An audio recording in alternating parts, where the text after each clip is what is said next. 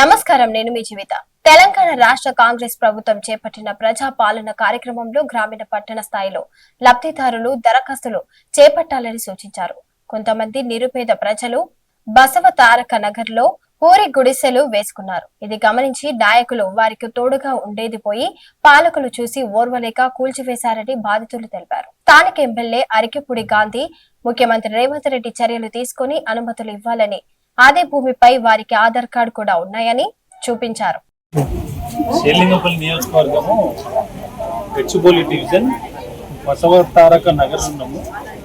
ఇక్కడ వీళ్ళు ప్రజలు ఇక్కడ దాదాపు 120 గుడిసెలు దాకా ఉన్నాయి. చిన్నపిల్లలు చాలా మంది ఉన్నారు. వీడికి ఎందుకు వచ్చినాం ఇప్పుడు అంటే, ఒక గుడిసె కాలిపోయింది. అట్లా ఇంతకుముందు కూడా ఇక్కడ పాములు అవి వస్తున్నాయి. వీళ్ళకి చాలా ఇబ్బంది అవుతుంది. వీళ్ళకి ఏంటంటే ఇందిరమ్మ ఇళ్ళ పథకం కింద 5 లక్షలు ఇస్తారు కదా, 5 లక్షలతో వీళ్ళకు ఇల్లు కట్టేయాలని చెప్పేసి వీళ్ళు అడుగుతున్నారు. ఇక్కడ చాలా మంది ఉన్నారు, మహిళలు కూడా, పెద్దవాళ్ళు కూడా. వాళ్ళు అదే అడుగుతున్నారు ప్రభుత్వానికి. అంతకుముందు ముఖ్యమంత్రి గారు కూడా, అంతకుముందు ఆయన పిసిసి ఉన్నప్పుడు ముఖ్యమంత్రి గారు కూడా వచ్చినారు ఇక్కడికి. అదే రకంగా వాళ్ళు అడుగుతున్నారు ఏంటంటే, మేము చాలా సంవత్సరాలు అంటున్నాం సార్, మాకు ఇందిరమ్మ ఇల్లు పథకం ఇప్పుడు మీరు పెట్టింది కదా, కొత్త ప్రభుత్వానికి ధన్యవాదాలు తెలుపుతూ ఇవ్వాలని చెప్పేసి అంటారు. వాళ్ళ దగ్గర మాట్లాడదాం, వాళ్ళు ఏమంటారు. చెప్పండి, మీరు ఎన్ని సంవత్సరాల నుంచి ఇక్కడ? 40 సంవత్సరాలు.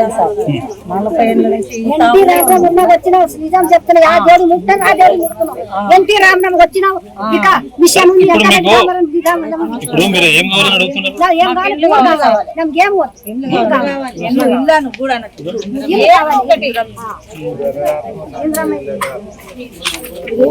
చూడొచ్చు, బసవ తారక నగర్ బస్తీ కమిటీ అంటే ఇది. ముఖ్యమంత్రి గారి దగ్గర కూడా పోదాం అనుకుంటారు వీళ్ళందరూ కూడా. అయితే ముఖ్యమంత్రి గారు అంతకుముందు పిసిసి ఉన్నప్పుడు వచ్చిండు. రేవంత్ రెడ్డి గారు అంతకుముందు వీళ్ళకి చాలా సాయం చేశారు. వీళ్ళకి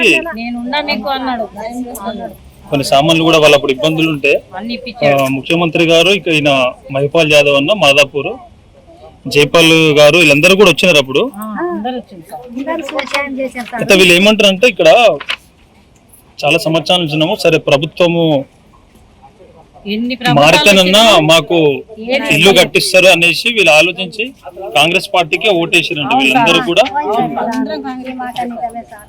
వీళ్ళు ఏమంటారు అంటే, వీళ్ళు ఏం అడుగుతలేరు. వీళ్ళు ఏంటంటే, మాకున్న ప్లేస్ లా ఇందిరమ్మ ఇల్లు కట్టేయండి అనేటట్టు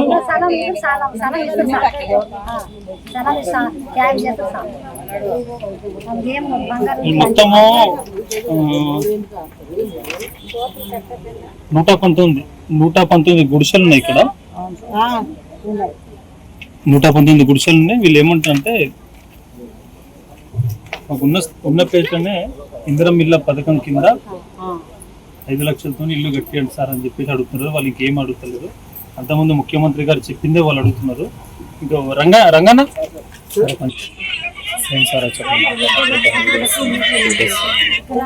అంతకుముందు ముఖ్యమంత్రి గారు కూడా వచ్చి ఇక్కడ మాట్లాడిన, అంటే పిసిసి ఉన్నప్పుడు.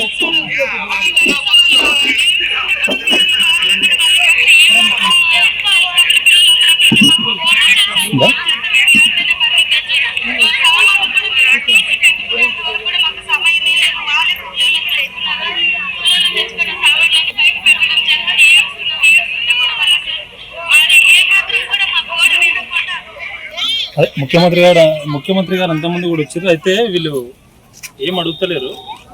ఉన్న స్థలాలనే మీరు ఇచ్చిన మాట ప్రకారమే ప్రభుత్వం మారితే మా బతుకులు కూడా మారుతాయి అనే రకంగా వీళ్ళు ఆలోచించి కొత్త ప్రభుత్వంలో తెచ్చుకోరు. అదే మాట మీద ముఖ్యమంత్రి గారికి చెప్తున్నారు తప్ప వాళ్ళు కొత్త ఏం అడుగుతలేరు.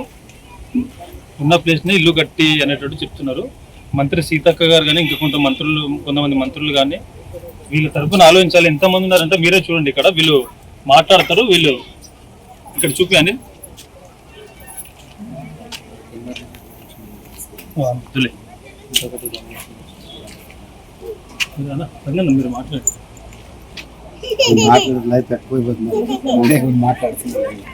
మీరు ఏమంటున్నా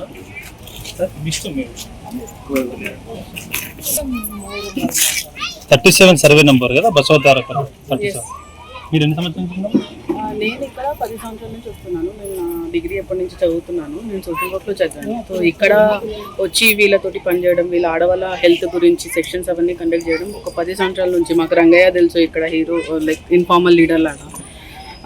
ఇక్కడ మేము వచ్చినప్పుడు వీళ్ళు కొద్దో గొప్ప వాళ్ళకు ఉన్న దాంట్లో వాళ్ళు కొంచెం ఇల్లు కట్టుకొని ఉండేటోళ్ళు. కానీ ఒకటే రోజు మాకు ఫోన్ ఏమొచ్చిందని అంటే, మేడం మా ఇల్లులన్నీ తోడ్చేశారని వచ్చి చూసేస్తే మొత్తం గుడిసెలన్నీ తీసేశారు. అప్పుడు అంతా ముందు కదా ఒక 5 సంవత్సరాలు ఇంకా 5 సంవత్సరాలు కింద 4 సంవత్సరాల కింద.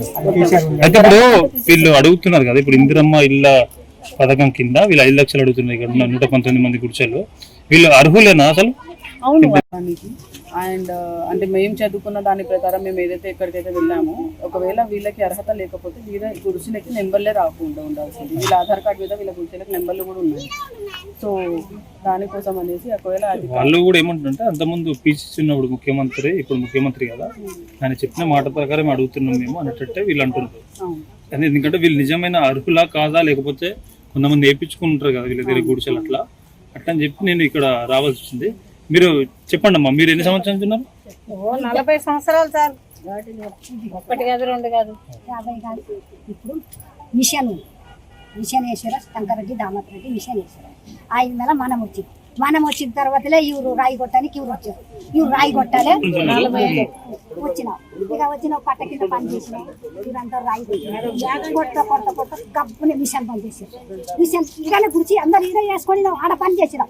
ఆడ గుడిచి వేసుకొని ఇక్కడ పని చేసినాం. చేసిన తర్వాత గబ్బునే పని చేసిందా. మేమైనా సీతంరెడ్డి పేరు ఏమన్నారు, ఇది గవర్నమెంట్ తవ్వ ఉన్నది, భయపడేదమ్మా అందరినీ పిలిచి కరాకట్టి బతుకుతా మేము సీతంరెడ్డి సేటు చెప్పిన తర్వాత ఇప్పుడు అప్పుడు మనం ఇదే ముఖ్యమంత్రి ఉన్నాడు కదా రేవంత్ రెడ్డికి, ఆయన ఏం పైసా గీసే పైసా మాకు ఇల్లు గూడు ఇక చేయాలి సార్. ఆయన వచ్చిన మా బాధలన్నీ చూసి మాకు అన్ని చేస్తాను అన్నాడు. మొదటి సంతకం సార్ చేస్తాను, మాకే న్యాయం అన్నాడు. మాకు అది న్యాయం చేయాలి సార్. వర్షం వస్తే ఇబ్బంది కూడా అవుతుంది వీళ్ళకి. చిన్న పిల్లలు కూడా ఉన్నారు. అక్కడ గుడిసె కూడా ఒకటి కాలిపోయిందంట, మొన్న చెప్తున్నారు వాళ్ళు. గుడిసెలతోనే ప్రజలకు ఇబ్బంది అవుతుంది. మాకు ఇక్కడ చిన్న పిల్లలు కూడా ఉన్నారు. ఇక్కడ ముందు ఎక్కడైనా కాలిపోయిన గుడిసె ఎక్కడ?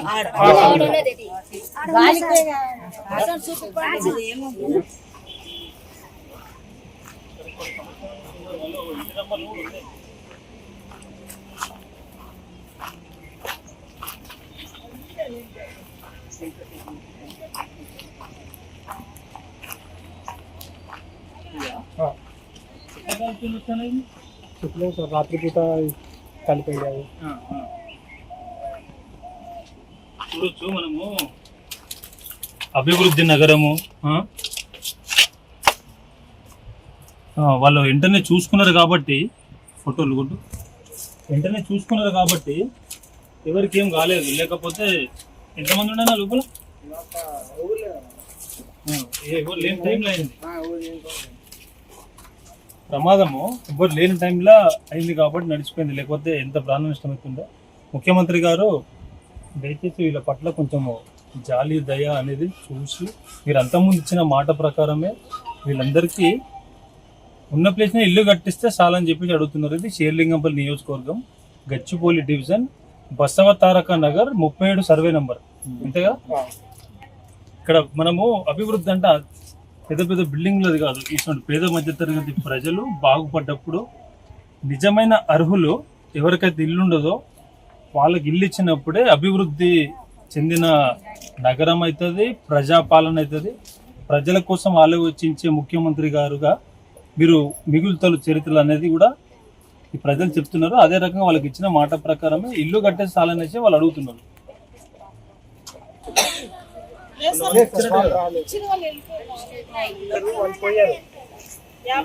ఇక్కడ వచ్చి ఇక్కడే బతుకుతారు కానీ ఇక్కడ రాలేదు.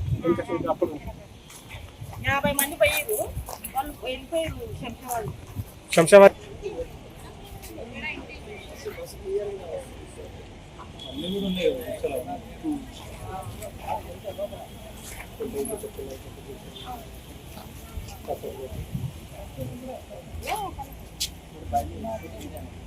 ఇంకో సిట్ ఉందా చూసుకోవాలని. Thanks for watching.